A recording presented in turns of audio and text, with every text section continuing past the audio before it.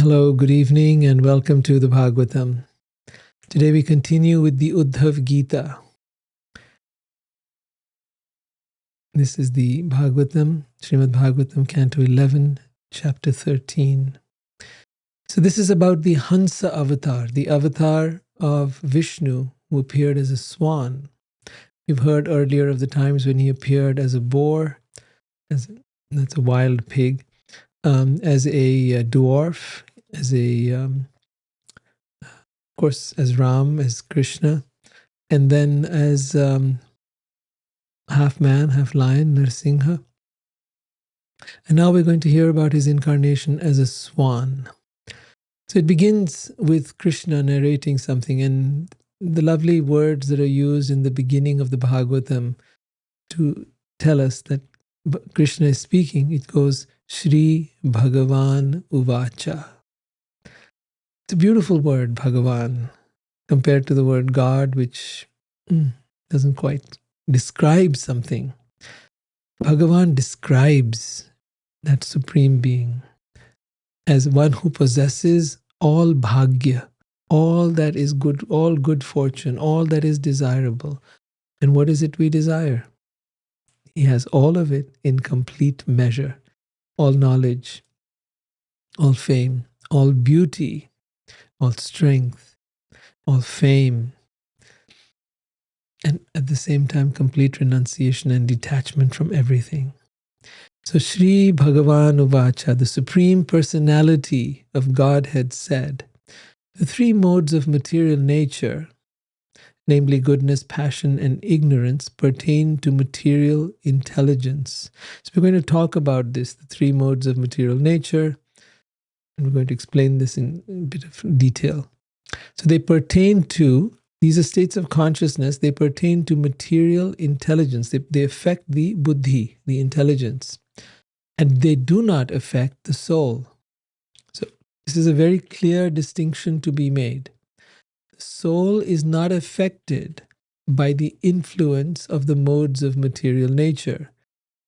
The soul remains dormant as the witness.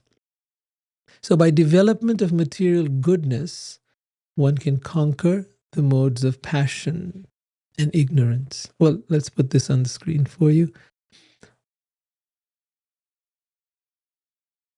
Oh, that's Krishna talking to Uddhava.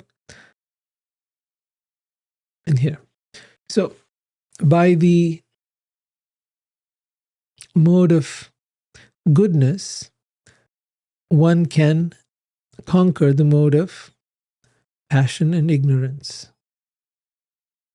And by cultivation of transcendental goodness, that is sattva gun, shuddha sattva, one may free oneself even from the mode of goodness.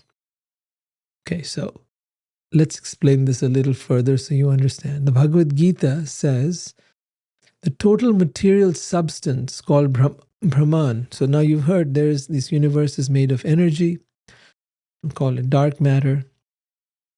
Whatever. There's the energy of the universe all around us.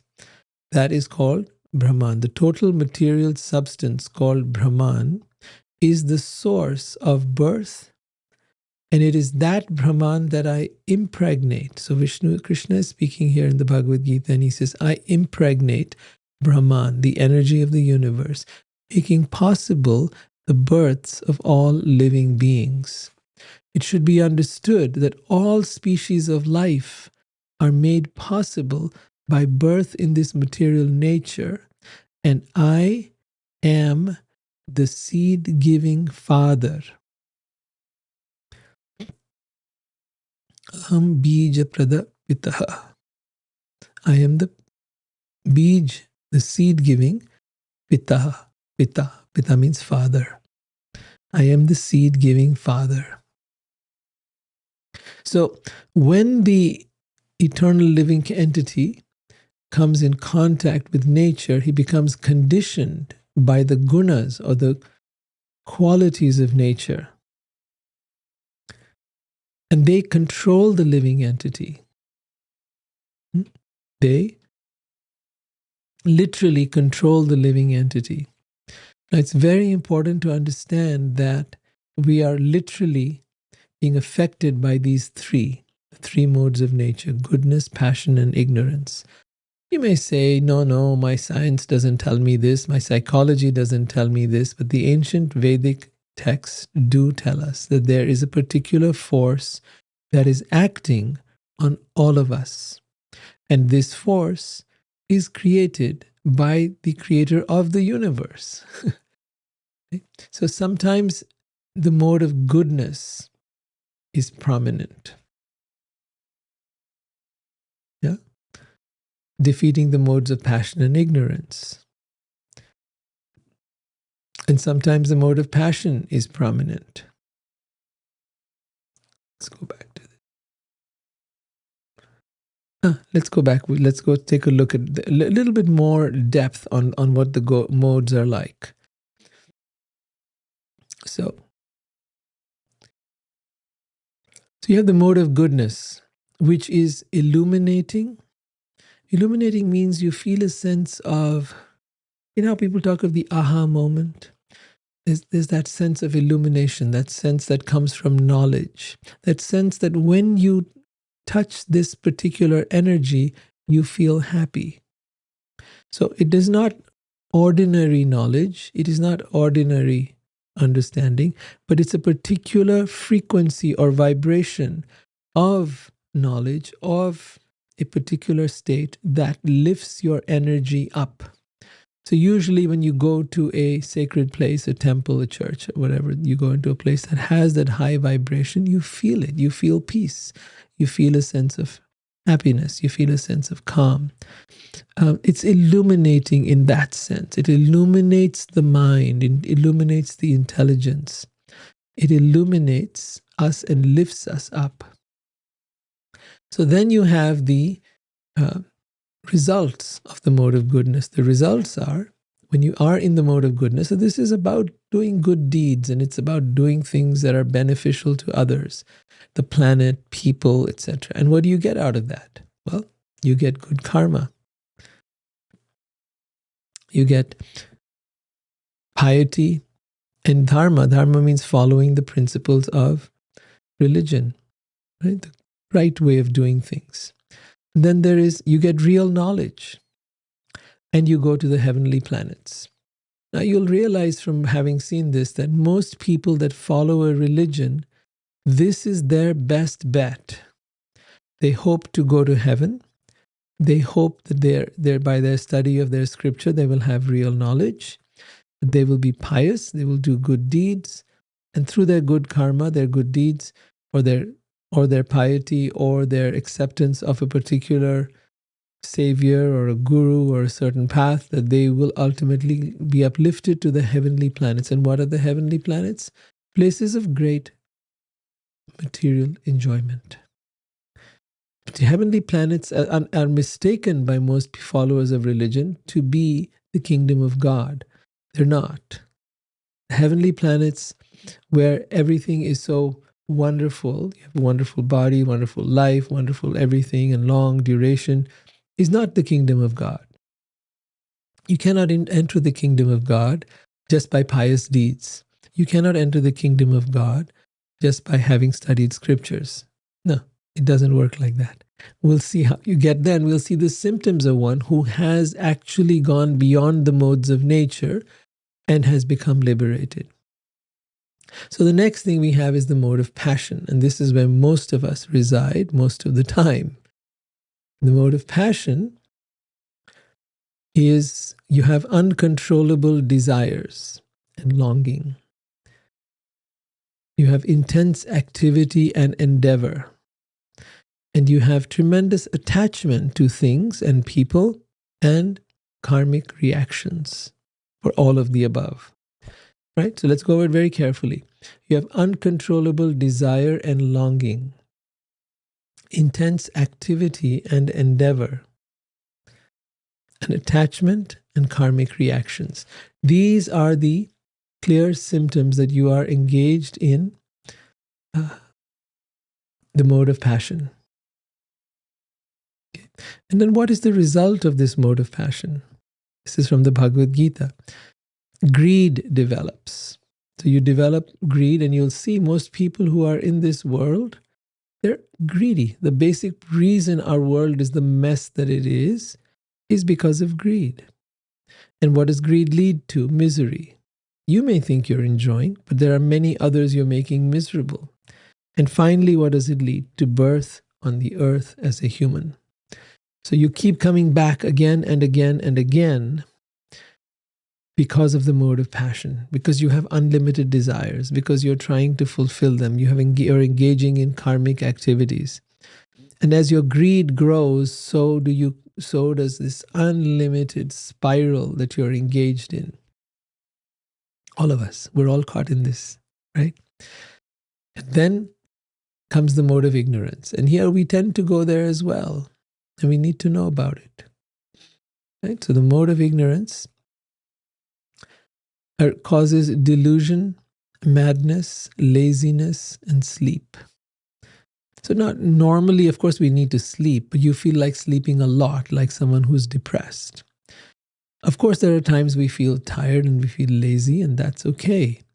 But when you're unmotivated, when you have no serious inclination to do anything at all, that kind of laziness is what is being talked about out here. Of course, we too go into that mode of ignorance, wanting to just veg out, as we say, kind of sit down in front of a TV and take some popcorn or whatever else you might be taking. That's when you're sliding into the mode of ignorance. You're not engaging in an activity that is uplifting you. You could, for example, at that time, engage yourself in reading books like the Bhagavatam or the Bhagavad Gita. Even though your physical body is tired, you could be uplifting your consciousness. You could be chanting the names of God, the names of Krishna, and uplifting your mind and consciousness. But we choose the easy way out.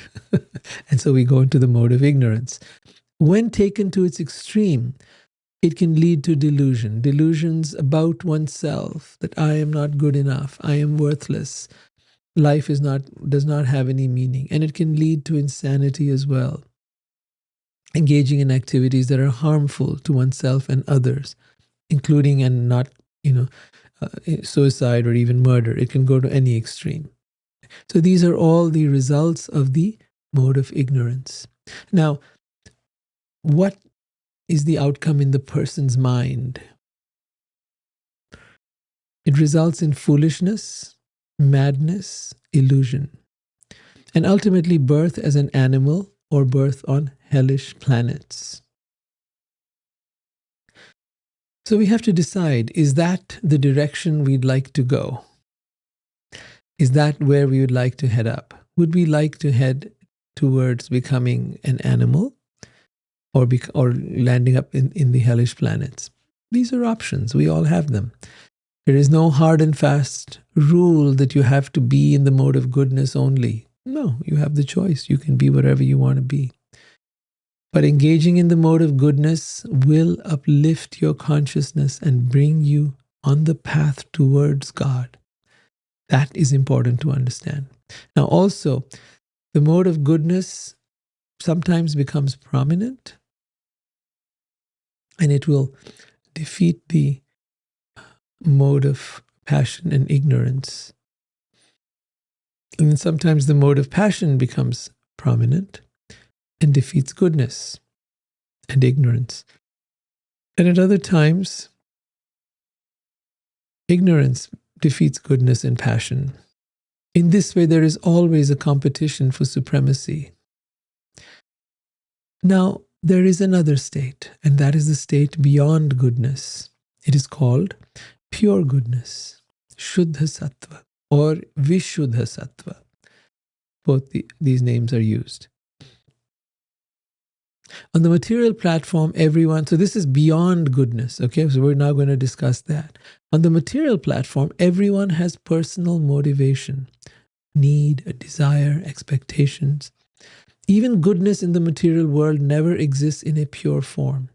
It is mixed with some amount of passion and ignorance. Materially, one is proud to be honest, compassionate, and merciful. So, if you are an honest, compassionate, merciful, good, do-gooder, there's a sense of pride in that. Think about it. It's not pure. It's not selfless. There is some selfish motive in it. There is some selfish desire in it. If you were to be good and honest and compassionate and kind and merciful, and people hated you for it, would you be that way? If they threw stones at you, and if they cursed you, and if they abused you, and if they rejected you, would you still be that way? I doubt it. So there is some recognition that one gets for one's goodness, just as there is recognition one gets for one's mode of passion, where you achieve things and acquire things, and you rise in the eyes of the world. Both passion and ignorance have this ulterior motive angle. However, on the onward march of material time, removes all situations and persons from the material stage. Our so-called mercy and truth apply to situations that shortly will not exist. Real truth is eternal. Real mercy means to situate people in eternal truth. This is a very profound statement. I want you to really understand this. See, we can be very compassionate. Someone's hungry, we can feed them. Someone is thirsty, we can give them water. Someone is hurting, we can help them with their pain. And at a material level, this feels like a really good deed. Giving charity, helping people in trouble. But it is only helping them in that particular situation. That is to say, so there's the example that's given. You can give a man a fish to eat, or you can teach a man to fish, right? I don't eat fish, but I want you to know that what that's trying to tell us is that you can give someone something, but then they'll be hungry again. They'll need it again and again and again and again. You have not made them independent. But if you teach them how to do that thing, then you have given them a lasting benefit. So similarly, the benefit you give through charity and goodness is temporary. But real lasting happiness needs to be examined, or rather lasting benefit. What is the lasting benefit I can give someone? And that comes into the realm of Shuddha Sattva, or pure goodness. So spiritual or purified goodness, or Vishuddha Sattva, represents the liberated platform. And what matters in this plane of consciousness is that which leads to the eternal. So if you give someone, let's say, a copy of the Bhagavad Gita, or some sacred knowledge, or something you've heard on these talks, and you give them some sense of enlightenment about that, you have shifted their consciousness, even if slightly, towards a higher vibration, towards their eternal goal in life. The Bhagavad Gita in chapter 14, text 19 says, when one properly sees that in all activities no other performer is at work than the modes of nature. So it's describing here a person who has actually come into that level of pure goodness, or Vishuddha Sattva, right? Beyond the mode of goodness. When one properly sees that in whatever you're doing, there is nothing else that is acting except the modes of nature. The modes of nature are running the show. You think you're running the show, but in fact, you're choosing things that you want, you're desiring, but it is the modes of nature that are making that desire possible.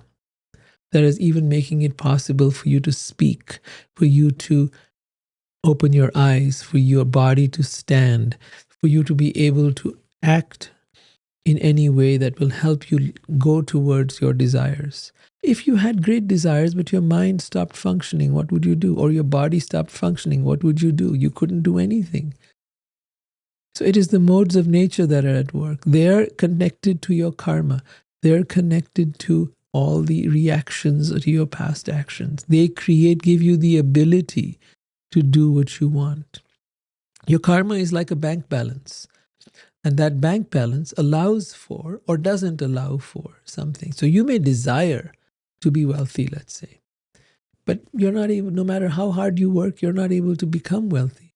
Well, keep in mind, there is some karmic influence coming through, and therefore the modes of nature will not release that level of energy, that level of intelligence, that level of clarity by which you can act in such a way that you will fulfill your desire. In another case, they will give that intelligence, and that person will easily from a very young age even sometimes, be able to attain great amount of fame or great amount of riches or great amount of beauty or great amount of knowledge. Again, all these things are the result of one's past karma. So that past karma is then allowing or material nature to act accordingly and give you the facility to be able to do what you want to do or achieve what you want to achieve.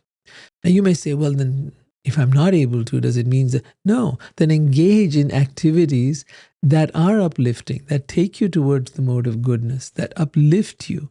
But ultimately, the goal of life is not to either become rich or famous or any of these things. Real purpose of life is to become liberated from all of this mess that we see ourselves in. So one who sees that in all activities, no performer is at work, that we are not the actual doers, other than the modes of nature, and such a person who knows the Supreme Lord and is transcendental, is above these modes, he attains my spiritual nature. In other words, that person is able to attain the same nature as God, the same qualities as God. Doesn't become God. He attains the same nature as God, becomes a godly person. When the embodied being, embodied means we are all embodied, we are in a body, we are a soul who is embodied within this organism. When the embodied being is able to transcend these three modes associated with the material body, so keep in mind they're associated with the material body and they affect the intelligence. So when the embodied being is able to transcend these three modes associated with the material body, he can become free from birth, death, old age, and their distresses, and can enjoy nectar or bliss or happiness even in this life. In other words, you don't have to go to heaven to experience blissfulness or happiness or love. You can experience it here and now. And you will become free from birth, death, old age, and all the distresses of the world. How will that happen? When you have risen above the modes of nature. So the Bhagavad Gita chapter 14, text 22 to 25 say, such a person who does not, so gives further qualities now.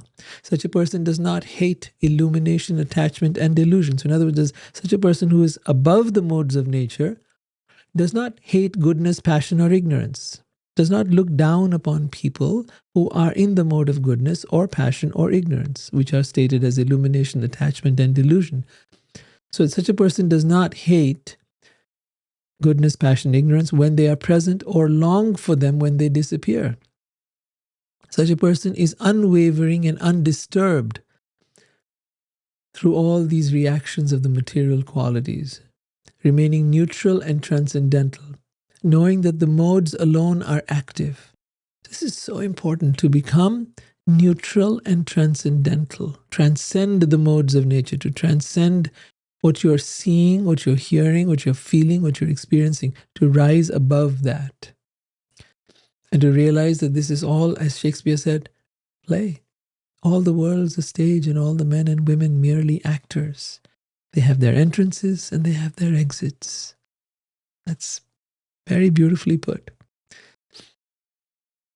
So such a person is situated in the self. So yeah, you might ask, well, okay, if I'm not being caught up in the drama that is going on around me, then what am I caught up in? Such a person is situated in the self. Means they're fully absorbed within that soul, within the presence, and regards alike happiness and distress.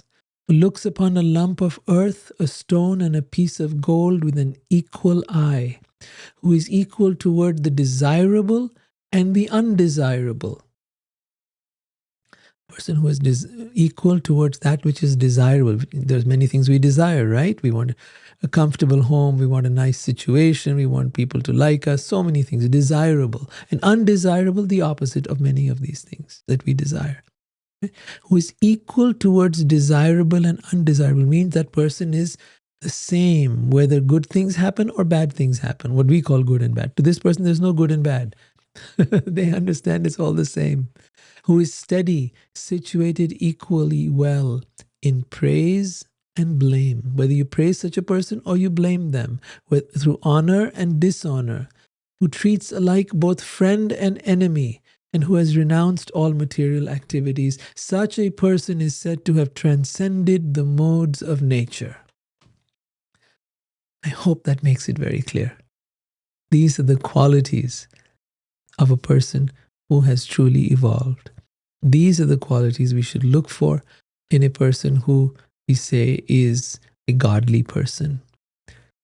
Someone who does not have those qualities should not be considered a godly person. That person still has an agenda, still wants to be liked, still wants people to validate and appreciate and all that stuff. That's all egoic nonsense. And very few people are at that place. But they are there. They are there today. They have been there always. And they are there to try to guide us out of this material world. They are the doorway. And they are eagerly attempting to reach out to people across the world, but the majority of people are not interested. They would rather go to someone who tells them how they can attain their material desires and how they can better their lot in life. That's what most people want, the mode of passion. Unlimited desires, and therefore unlimited suffering. All right, so the Bhagavatam continues. When the living entity becomes strongly situated in the mode of goodness, such a person engages in dharmic or religious principles or activities, and such a position is characterized by mat bhakti, devotional service to me. Such a person then begins to engage in bhakti, begins to engage in devotion to God. Yeah? That begins by entering into the mode of goodness. So we're now talking about, how to progress in this way. One can strengthen the mode of goodness. So we have to strengthen the mode of goodness to eventually reach the place that is beyond goodness.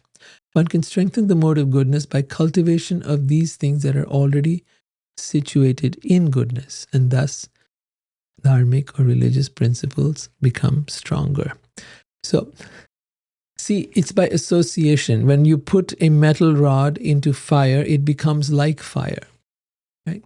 You put sugar into water, the water becomes like sugar. It develops the qualities of sweetness. So similarly, by association with a person or with things that are in the mode of goodness, we start to become ourselves in the mode of goodness. So the food we eat, the way we do things, the environment in our home, the music we listen to, everything starts to have an effect on our consciousness. And then if we are engaging with things that are in the mode of goodness, we will be uplifted to the mode of goodness. And then from there, we can work on it further to rise to the place of pure goodness. So one can strengthen the mode of goodness by cultivation of those things that are already situated in goodness. Religious principles strengthened by the mode of goodness, or dharmic principles strengthened by the mode of goodness, destroy the influence of passion and ignorance. So you will see this actually happening. Your desire for things, your desire for fame, for prestige, for honor, for recognition, and the objects of the world and the pleasures of the world will gradually diminish. So as you rise in the mode of goodness, the influence of passion and ignorance will come down. When passion and ignorance are overcome, their original cause, adharma, is quickly vanquished. So what was the original reason for us to be caught in this web of the three modes of nature? That web, goodness, passion, and ignorance, the three modes of nature, is because of adharma, that we have gone against God. What does that mean? It's not that we have become, how there's some religions say, oh, you're so sinful, no, we've not, it's not that we've gone against in that sense. We want to be God. We want to be the enjoyer of everything. We want to be the possessor of everything. We want to do what is God's. See, everything belongs to God and is therefore for His enjoyment. Everything belongs to Him, therefore He is the proprietor of everything. But check and see, everyone has their name on their car, their name on their house, their name on everything, on their bank balance. Everything belongs to me. That's not true. Everything belongs to God. See? So according to the quality of religious scriptures, water, one's association with one's children or with people in general, particular place, time, activities, birth, meditation, chanting of mantras, and purificatory rituals, the modes of nature become differently prominent. In short, I'll just tell you very briefly, according to where your mind is focused during your day-to-day activities, that will determine the mode of nature that is prominent in your life. Among the 10 items I have just mentioned, the great sages who understood Vedic knowledge have praised and recommended those that are in the mode of goodness, criticized and rejected those activities that are in the mode of ignorance, and shown indifference to those in the mode of passion. So get this now. Sages have recommended that we should engage as much as possible. They've praised and recommended those activities that are in the mode of goodness. They have shown indifference towards those activities that are in the mode of passion. They're not interested. You think you can impress someone like that who is renounced, who has developed a complete attachment to God? You can impress them with your wealth. Oh, I have an airplane of my own, or I have a palace, or I have whatever. Couldn't care less. It's all dirt to them. And they have criticized and rejected those activities that are in the mode of ignorance.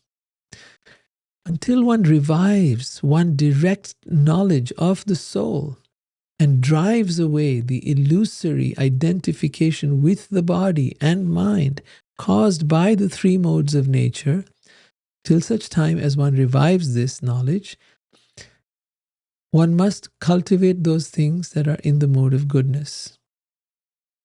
By increasing the mode of goodness, one automatically can understand and practice dharmic principles, and by such practice, transcendental knowledge is awakened. So it's a process, step by step. The purport says cultivation of material goodness may be a preliminary stage on the road for elevating one's consciousness. For example, it is said in the 10th canto of Srimad Bhagavatam that one who is addicted to meat eating cannot understand the pastimes of Sri Krishna. You might say, why?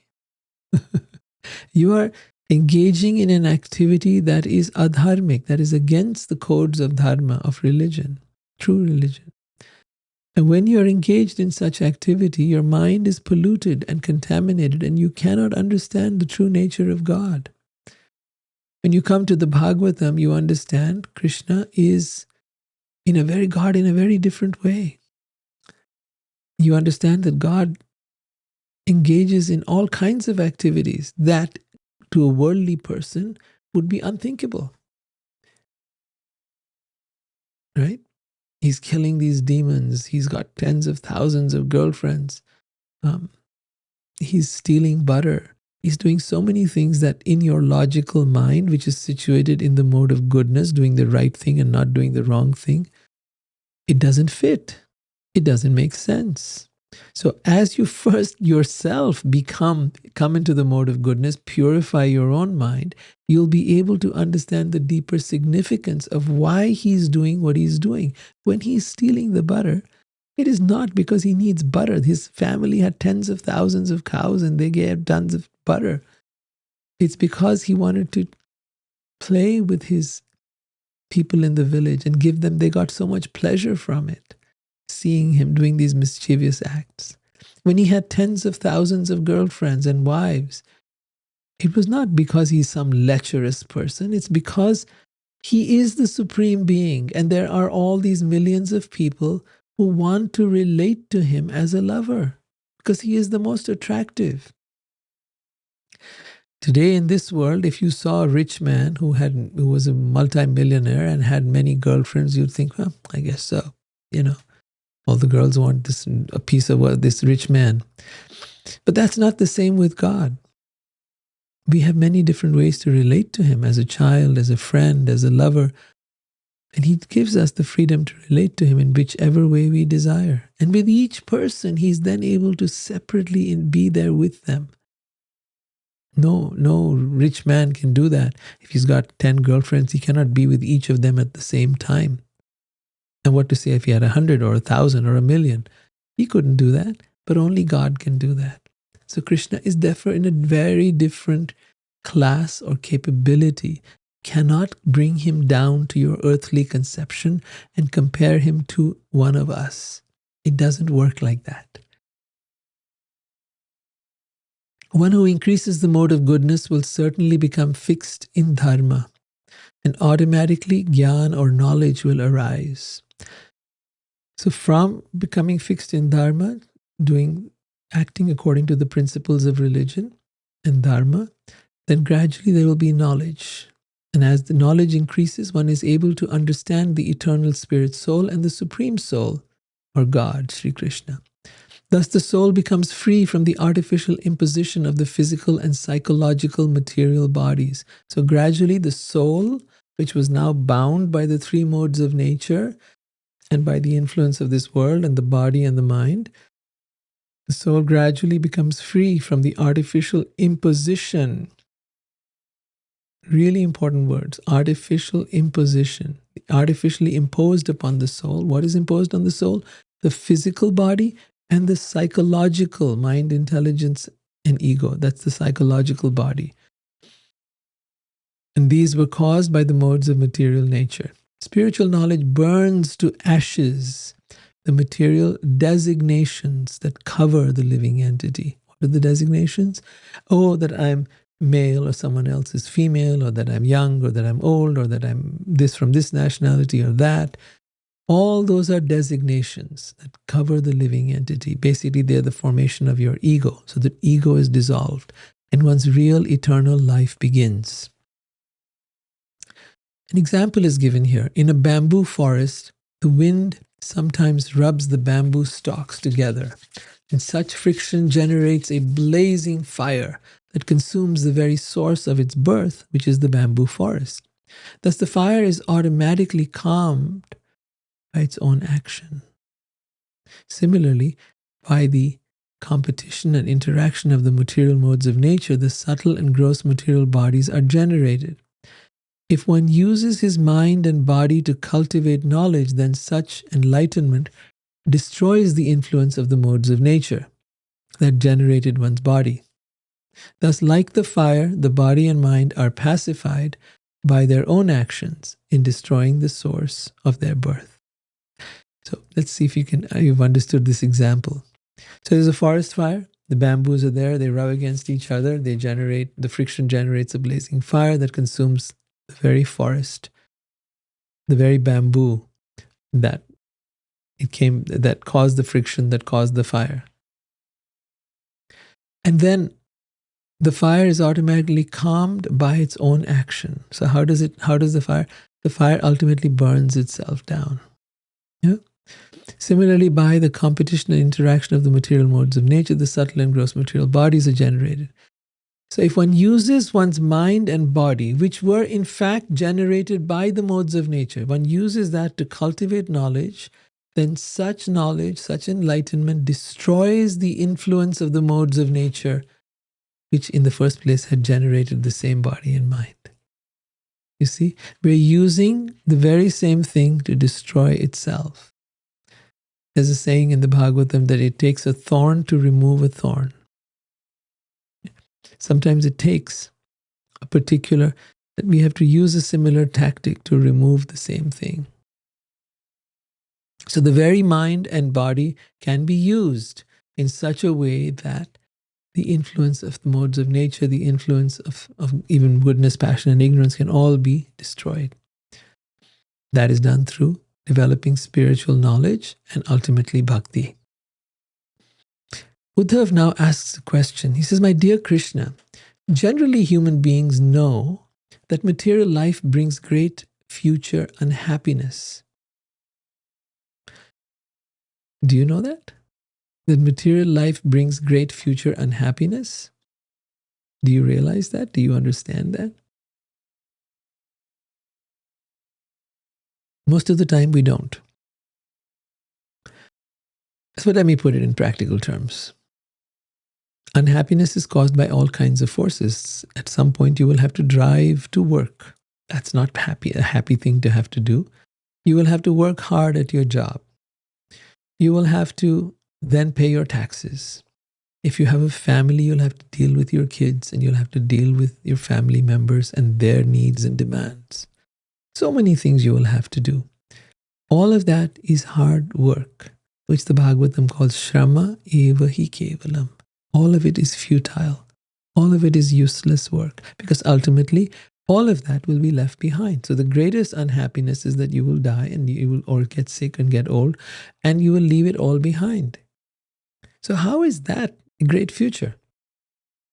So therefore Uddhava, Krishna's friend, is saying, generally human beings know that material life brings great future and happiness, but still they try to enjoy material life. How can one in knowledge, one who has actual knowledge, how can one act at the level of consciousness as a dog or a donkey or a goat? Now the purport explains this very nicely. The standard methods of enjoyment in the material world are sex, money, and prestige, all of which are obtained with great suffering and eventually lost.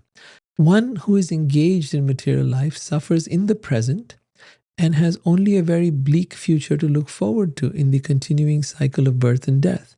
Thus, how can human beings who have seen these things and know them well continue to enjoy life at the same level of consciousness as dogs, donkeys, or goats? Often a dog will approach a bitch for sex, but the lady dog may not be attracted and will show her teeth, snarl, and threaten the poor dog with serious injury. Still he goes about his business trying to get a little sex pleasure. Similarly, many times a dog risks being beaten or shot while stealing some food in a place where he knows he should not go. The donkey is very attracted to the she-donkey, but the lady ass often kicks him in the legs. Similarly, the donkey's master gives the donkey a handful of grass, which the poor donkey could get anywhere, and then burdens the donkey with great loads to carry. The goat is generally raised for slaughter, and even when the goat is brought into the slaughterhouse, he shamelessly goes after the she-goat for sex to get some sexual pleasure. In this way, even at the risk of being shot, bitten, beaten, and slaughtered, animals persist in their foolish sense gratification. How can an educated human being commit himself to such a condemned way of life, wherein the result is practically the same as that of the animals? If by cultivating the mode of goodness one's life is filled with happiness, enlightenment, and future rewards, why would anyone cultivate the modes of passion and ignorance? This is Uddhava's question. So now Krishna replies, Shri Bhagavan Uvacha, my dear Uddhava, a person bereft of intelligence firstly falsely identifies himself with the material body and mind. And when such false knowledge arises within one's consciousness, material passion, the cause of great suffering, pervades the mind, which by nature is actually situated in goodness. So the mind is actually neutral. The mind is neutral. It's not in a state of passion or ignorance. It's very neutral. So he says the mind is by nature situated in goodness. But what happens? When one's consciousness becomes, you notice things in the world around you, and then you start desiring them because you're noticing things. You see things, you hear things, of things, and then you want them. So your desire becomes inflamed, and now you go into the mode of passion. So the mode of passion, the cause of great suffering, pervades the mind, which by nature was situated in goodness. Then the mind, contaminated by passion, becomes absorbed in making and changing many plans for material advancement. Thus, by constantly thinking of the modes of material nature, or thinking according to the modes of material nature, a foolish person is afflicted with unbearable material desires. One who does not control the material senses comes under the control of material desires and is thus bewildered by the strong waves of the mode of passion. So did you notice something here? One who does not control the senses comes under the control of desires and is thus bewildered by the strong waves of the mode of passion. Material senses, therefore, are the cause of the problem. They lead to us desiring things, and those desires then lead to all the hectic activity, karmic activity that we engage in. Such a person executes karmic material activities, although clearly seeing that the result will be future unhappiness. Although the intelligence of a learned person may be bewildered by the modes of passion and ignorance, he should again carefully bring the mind under control. By clearly seeing the contamination of the modes of nature, he does not become attached.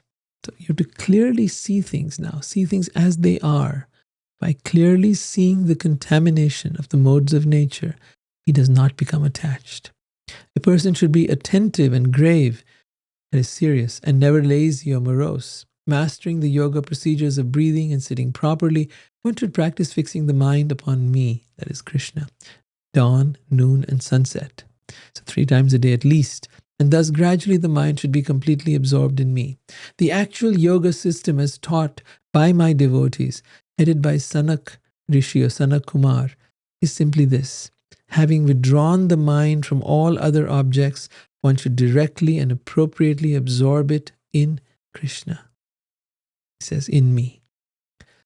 Sri Uddhava said, "My dear Krishna, at what time and in what form did you instruct the science of yoga to Sanak Kumar, and his brothers?" So these are the 4 brothers, the sons of Brahma. "I now desire to know about these things." Shri Bhagavan Uvacha. Once again, Krishna says, once the mental sons of Brahma, they were born from his mind, from the mind of Brahma. Brahma is the original creator, so he can create from his mind or in any way he likes. He's got incredible powers. Once the mental sons of Brahma, namely the sages headed by Sanak, inquired from their father about the difficult subject matter of the supreme goal of yoga. Sanak said, "O Brahma, people's minds are naturally attracted to material sense objects. And similarly, the sense objects in the form of desire enter the mind." So listen to what he's saying. People's minds are naturally attracted to the sense objects. Things you see, things you hear, things you touch. And similarly, the sense objects in the form of desires enter within the mind. So we are attracted to the objects, and the objects enter within the mind. Therefore, how can a person who desires liberation, who desires to cross over the activities of sense gratification, destroy this mutual relationship between the sense objects and the mind? Please explain this to us. So Brahma himself, who is actually the creator of all living entities, see, God empowers Brahma to do the creation. God doesn't do anything himself, not of this nature. So Brahma himself, who is the creator of all living entities within the material world, seriously contemplated the question, but because his intelligence was affected by his own activities of creation, he could not discover the essential answer to this question. So now when you don't know where to find the answer to something, what do you normally do? Well, you go to ChatGPT, you go to Google, you go and you ask your friends, you go and in the old days you went to a library or you went to the encyclopedia. But a truly self-realized person doesn't turn to these things, because these things only have the same knowledge that everybody else has. Basically material knowledge, regurgitated knowledge that is being spread by everyone around you. There is no true thought. There is no true wisdom in this. There is no true knowledge that is not known till now. Where do you get knowledge from that is not known to anyone? So Brahma then fixed his mind on me. That is Krishna at that time. In my form of Hamsa, I became visible to Brahma. Now Krishna became visible to Brahma in the form of a swan.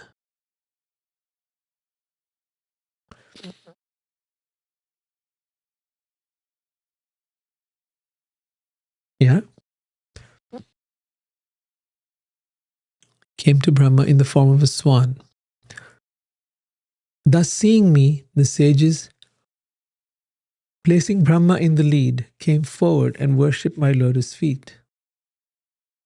They then frankly asked me, "Who are you?" Being eager to understand the ultimate truth of the yoga system, they inquired from me. So now the Hamsa avatar, the swan incarnation, begins to speak.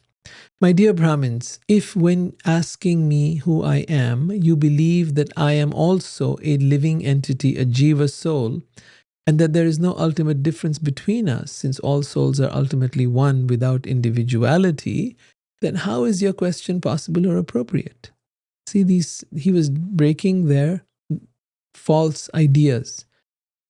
Okay, what was that idea? That we're all one. Their idea was that we are ultimately one without individuality, that all souls are one. Oneness. Everyone's so caught up in this idea, right? He's saying it's nonsense. When asking me who I am, if you believe that I am also a living entity, a jiva soul, and that there is no ultimate difference between us, since all souls are ultimately one without individuality, then how is your question possible or appropriate? Ultimately, what is the real situation or resting place both of yourself and of me? If by asking me who are you, you were referring to the material body, then I must point out that all material bodies are constituted of 5 elements, namely earth, water, fire, air, and ether.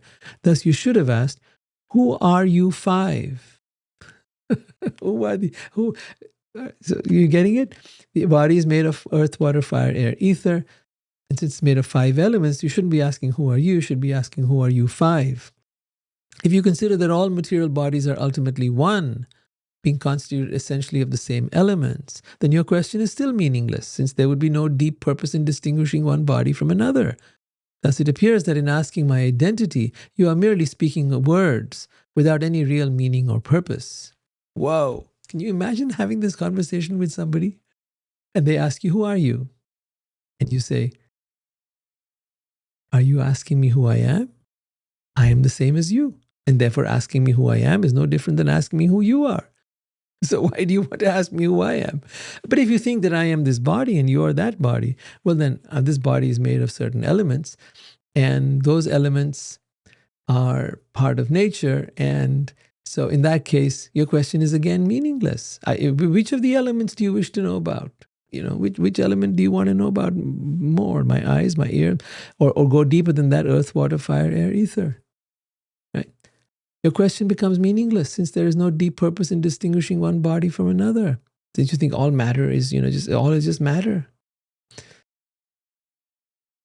Thus it appears that in asking my identity, you are merely speaking words without any real meaning or purpose. So he just smashes their existing framework of knowledge, their entire spirituality, smashed it in one piece, in one shot.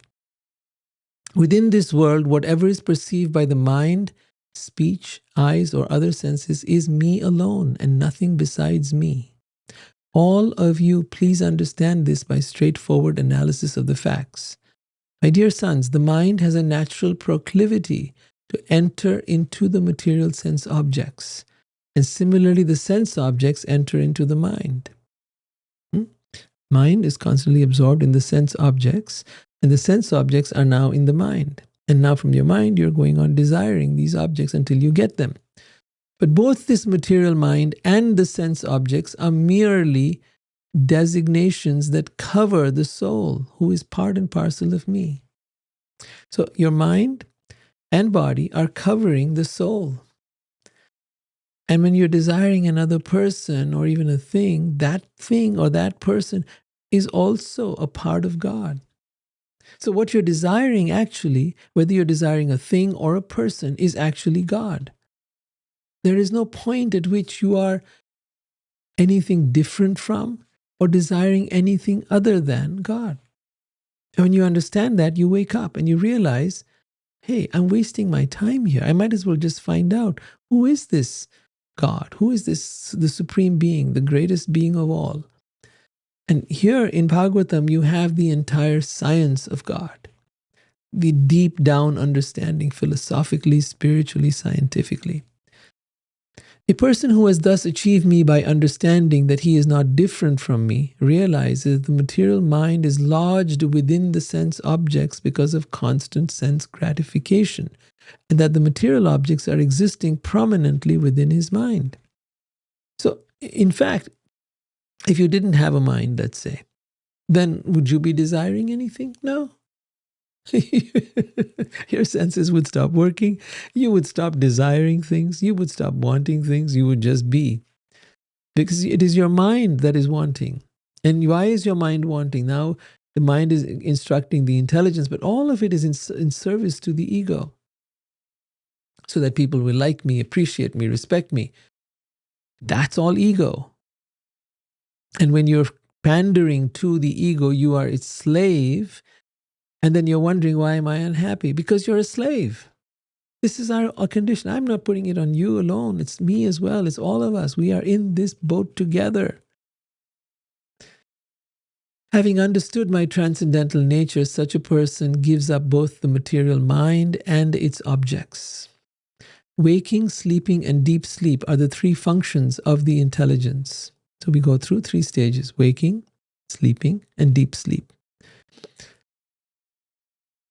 And these 3 states are 3 functions of the intelligence, and they're caused by the modes of nature. You notice there's a time you can't stay awake any longer. You just got to go to sleep. And when you are sleeping by itself, you at some point go into deep sleep. These are not things you do. Just as when you are awake, your body is being allowed to function by nature. Your heart wouldn't beat if it weren't for those forces. You wouldn't be able to do anything if it weren't for the forces that made that possible. The living entity within the body is ascertained to possess characteristics different from these 3 states, and thus remains as a witness to them. So the living entity being talked about here is the soul. The living entity within the body, the soul, is different from these 3 states: waking, sleeping, and deep sleep, and thus remains as a witness to them. So your soul, you, the real you, has been sitting there as a witness all this time. The spirit soul is trapped in the bondage of material intelligence. It is bound and entrapped by your intelligence, by your mind, by your ego. So it's bound in the bondage of material intelligence, which awards him constant engagement in the illusory modes of nature. So it's constantly keeping us absorbed in this Maya, in this illusion, in this virtual reality of the world that we see around us. This is the virtual reality, the world around us. This is the real virtual reality. We don't need a headset to enter it. The headset is our head. And these are the cameras with which we see that world. And then through that world, we're engrossed in it and fulfilling the desires of everything that that world is alluring us towards. So then he says, I am the 4th stage of consciousness beyond wakefulness, dreaming, and deep sleep. Becoming situated in me, the soul should give up the bondage of material consciousness. In other words, your awareness, your attention has to go somewhere. If it is not going to be caught up in the wakeful state of desiring and acting in the world, then where should it go? Where should its attention go? Because your attention must go somewhere.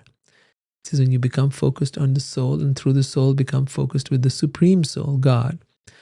Then you will become free from the bondage of material consciousness. By the way, if any of you have any questions, feel free to write them down. I will answer all questions at the end.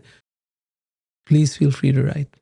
Also, later on, if you're watching this, then you can write down your questions in the comments, and I will definitely be responding to you. So becoming situated in me, that is becoming focused on the divine, on God, the soul should give up the bondage of material consciousness.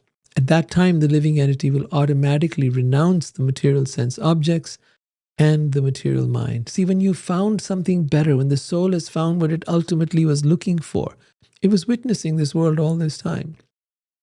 But when you give it real soul food, the food that it's been longing for, it happily wakes up and steps into that dimension that it's been longing for all along.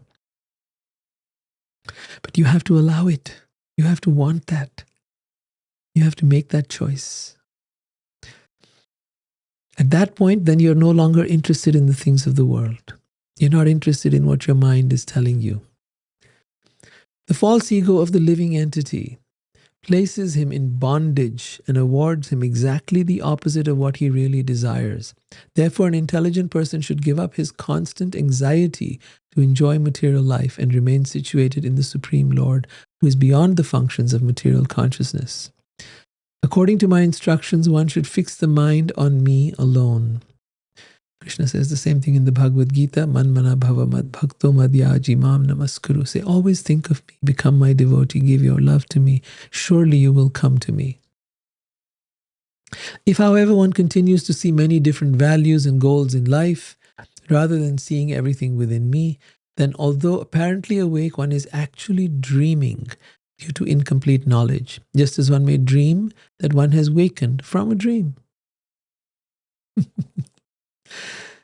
See, when we wake from our dream, you're sleeping, you wake up from your dream, you enter into the other dream, the dream of being awake.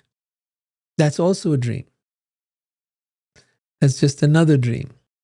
And in that dream, you think you are this body, you think you are this, your thoughts are real, you think that and you believe your emotions, and you believe your desires, and you believe your ego, and you believe everything else in this world that is going on, and you get caught up in it. It's such a fascinating world, by the way. If you think there's a lot going on, and it's always like this amazing, bewildering thing that's constantly keeping us, on our toes, you bet. That's what makes it amazing. That's what makes it such an incredible creation. And it's designed to be such. It's designed to captivate us. But when we pull our senses back, we pull our mind back, and we focus it on the divine within us, then we start to become free. First for short periods of time, and then for longer and longer and longer periods of time, until it becomes a complete state of being. Those states of existence that are conceived as separate from the Supreme Being have no actual existence. So anything that you think of as separate from God actually has no actual existence. Although they create a sense of separation from the absolute truth. So it appears like you're seeing the world as separate from God, but actually there is nothing but God around you. Your inability to see that is the problem. Your inability to see that is actually the delusion. That's another way to look at it. That's what's causing what we call the matrix. Just as the seer of a dream imagines many different activities and rewards, similarly, because of the sense of an existence separate from God's existence, the living entity falsely performs karmic activities, thinking them to be the cause of future rewards and destinations. Are you following this? If you have any questions, please ask. While awake, the living entity enjoys with all his senses the fleeting characteristics of the material body and mind. While dreaming, he enjoys similar experiences within the mind. And in deep, dreamless sleep, all such experiences merge into ignorance. By remembering and contemplating the succession of wakefulness, dreaming, and deep sleep, the living entity can understand that he is one throughout the three stages of consciousness and is transcendental. Thus, he becomes the Lord of the senses. Oh my gosh. Okay. See, think about this. Who is the one who is awake right now? You'll say me. Who is the one that is seeing things in a dream? Me. And who is the one that has entered into deep sleep? Me. So, what's the common factor? Me. Who is me? Who am I?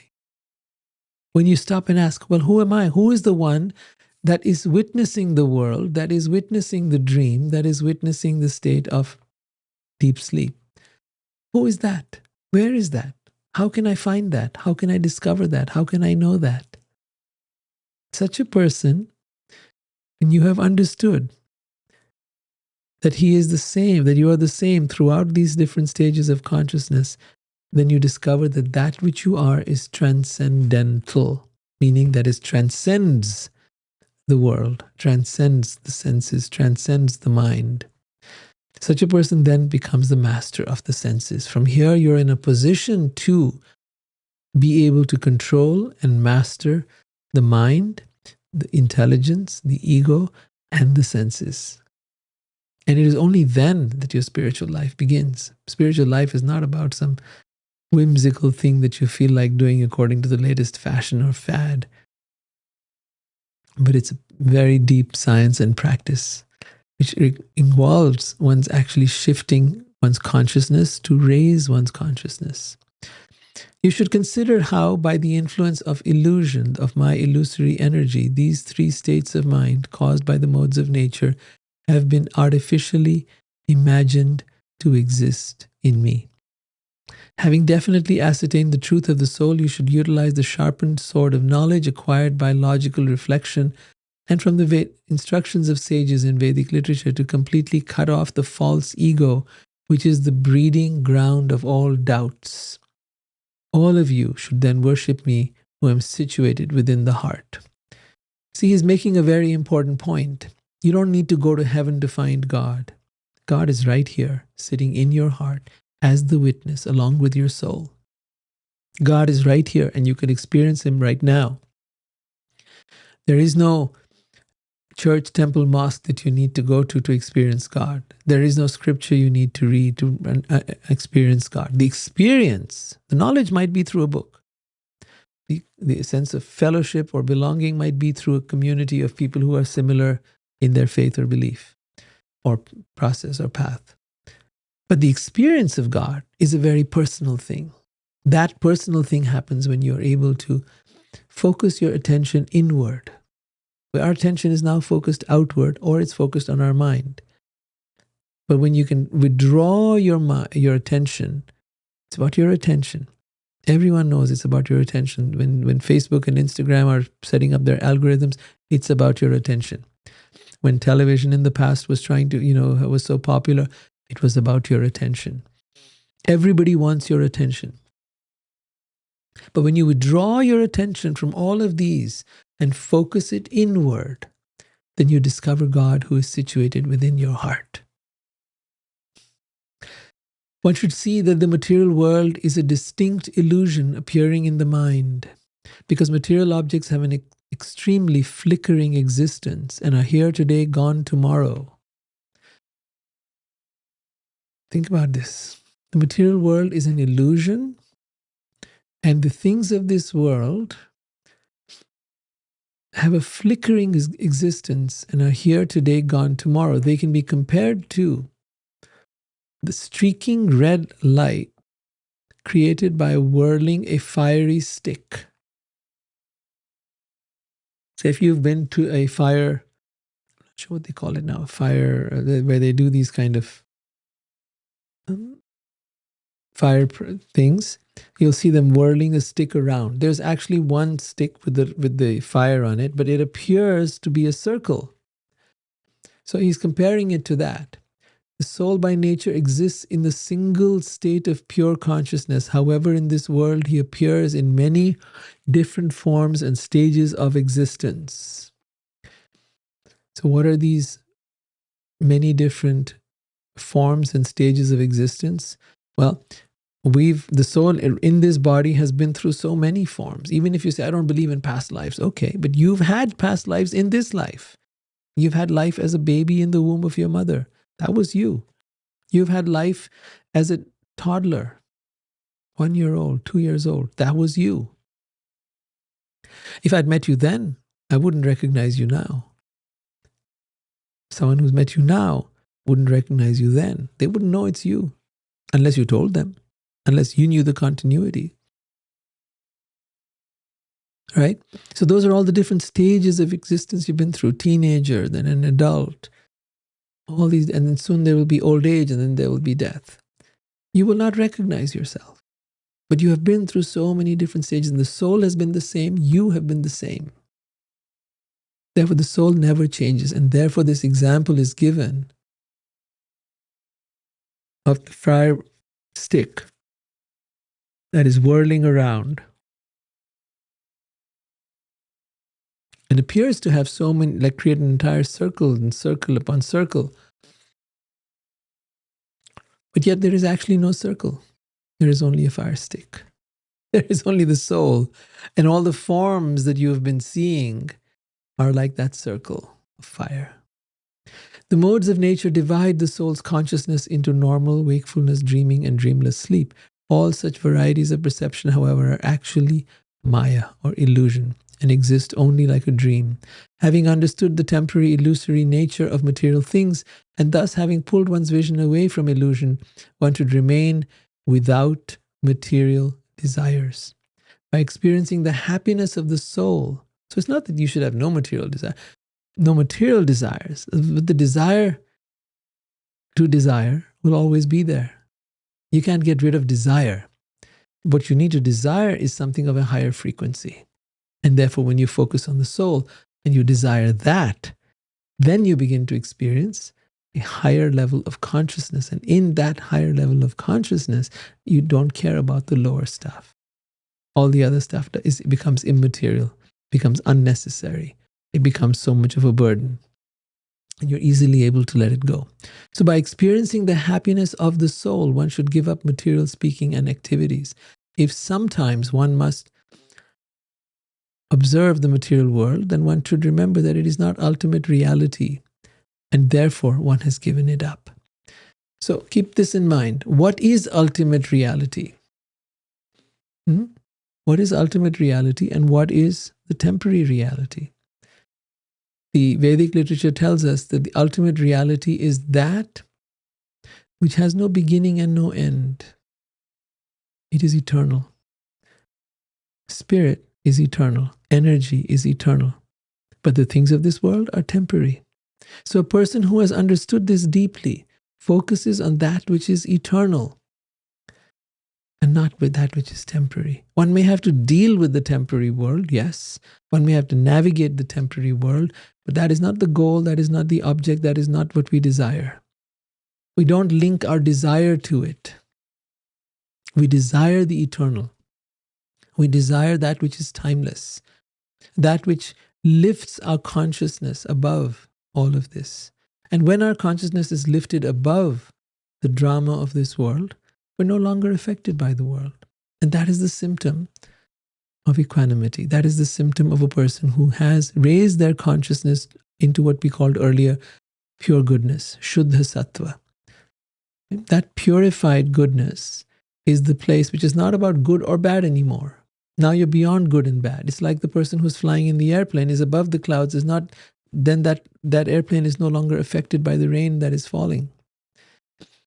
So in the same way, we need to rise above the clouds of illusion. And when we do, we're not affected by the stuff of this world. We don't care whether we live or we die, somebody insults us or praises us. We don't care. Because they're talking about this body, they're talking about this mind. But that's not me. They don't even know who I am. They say they love me, but they've never met me. They say that they know me and they see me and they hear me. No, they haven't heard me at all. They've heard my thoughts, they've heard my emotions, they've heard my words, they've heard of my experiences, but they have never met me, the person behind the body, the mind. Have never met me. I have not met me. So who am I to expect them to meet them? But if I do meet me, and if I do experience me, then I can share me with another. People say they want to find their soulmate. It's such a joke. You haven't found your soul. How are you going to find your soulmate? You would not recognize a soulmate, even if they were standing right next to you. How could you? You haven't met your own soul. You don't know what the soul looks like. You don't know what that soul feels like. You don't know what to do with the soul. You haven't any clue on how to nurture the soul and what it needs. So therefore, how would you do that with another human being? You couldn't. It's not possible. We're just living in our own little illusory bubbles. The Bhagavatam continues, just as a drunken person does not notice if he is wearing his coat or shirt, similarly, one who is perfect in self-realization and who has thus achieved his eternal identity does not notice whether the temporary body is sitting or standing. Indeed, if by God's will the body is finished, or if by God's will he obtains a new body, a self-realized soul does not notice, just as a drunken person does not notice the situation of his outward dress. The material body certainly moves under the control of supreme destiny and therefore must continue to live along with the senses and vital air as long as one's karma is in effect. A self-realized soul, however, who is awakened to the absolute reality and who is thus highly situated in the perfect stage of yoga, will never again surrender to the material body and its manifold manifestations, knowing it to be just like a body visualized in a dream. So this is the meaning of awakening. This is the meaning of enlightenment. This is the meaning of true spiritual existence. That when you have come to that place, you will never again surrender to the material body and its manifold manifestations, or its desires, or its needs, or its wishes of sense gratification, of enjoying the senses. Because you know that the body is just like a dream, body visualized in a dream. My dear Brahmins, I have now explained to you the confidential knowledge of Sankhya, by which one philosophically distinguishes matter from spirit, and of Ashtanga Yoga, by which one links up with the Supreme. That's the whole goal of the yoga system. Yoga means to connect, to link up with the Supreme. That is the actual purpose of yoga. But we neither know what is the Supreme Godhead, nor do we know what we are. So until we understand these two things, who am I, and who is that source from which I have come, and what is the relationship between the two, then we haven't achieved the purpose of yoga. Please understand that I am the Supreme Personality of Godhead, Vishnu, and that I have appeared before you desiring to explain your actual dharma. Know that I am the supreme shelter of the yoga system, analytic philosophy or gyan, virtuous action, karma, truthful dharmic principles, power, beauty, fame, and self-control. All superior transcendental qualities such as being beyond the modes of nature, detached, the well-wisher, the most dear, the supersoul, equally situated everywhere and free from material entanglement. All such qualities, free from the transformations of material qualities, find their shelter and worshipable object in me. So, again, I put out the request. If any of this seemed unclear to you, has gone above your head, if there's anything you'd like to clarify, please feel free to ask. And all the recordings of these are on YouTube, on my channel, in the playlist called Divine Love Podcast, as well as in the playlist called Uddhava Gita, which is this particular section. Shri Krishna continued, My dear Uddhava, thus all the doubts of the sages headed by Sanak were destroyed by my words. Fully worshipping me with transcendental love and devotion, they chanted my glories with excellent hymns. Sages then perfectly worshipped and glorified me as Brahma looked on, and I returned to my own abode. So that was the pastime of the Hamsa Avatar, the Swan incarnation. I hope you enjoyed that. I hope you learned something from it. And please feel free to share your thoughts and opinions. I'd love to hear them. Thank you so much.